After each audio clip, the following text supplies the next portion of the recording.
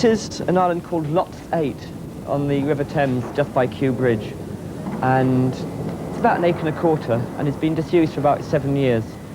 As you can see, it comprises 4 docks, 2 dry docks and 2 wet docks, 1 wreck and various outbuildings. We've been living here for about just over a fortnight, partly because we have a lot of work to do and it's sort of too far to commute the other side of London from Bow. Also for our own site security, and also because we have to work around the tides.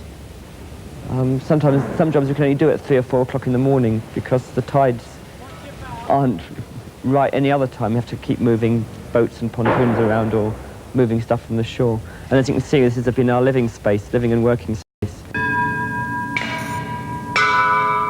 We have notions about the show, but I mean, like with all the gamelan big performances, I mean, it's very dependent on what suggestions are made by the site. And obviously there's a lot of aerial rig here because it's so handy to hang stuff. Also, there's nowhere to stand. It's also, there's a lot of pontoons around because we realised there wasn't really a stage, it's just a lot of water. So we've been hustling around boatyards and getting pontoons. We've actually resurrected a pontoon, which took a 2-day job of... It had been underwater for 7 years, and we spent 2 days digging the mud out and getting rid of the eels and floating it up. It's the first time we're actually going to be working with quite a few people with us on the technical side.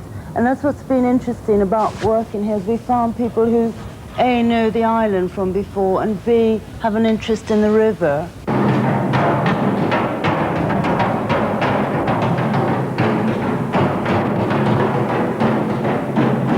We were budgeted for £3,000 for pyrotechnics for the 3 shows, because we've been working on the idea of combining the pyrotechnics as a sort of a musical element rather than a sort of a visual backdrop. This is going to be an enormous glass chime. It's about 100 sheets of glass of different sizes and thicknesses.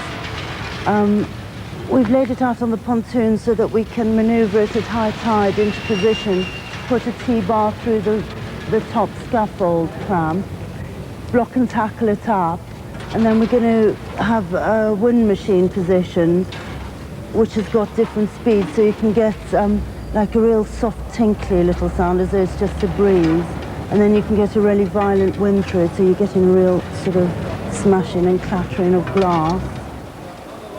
A lot of people say that the show and other shows that we do look remarkably dangerous.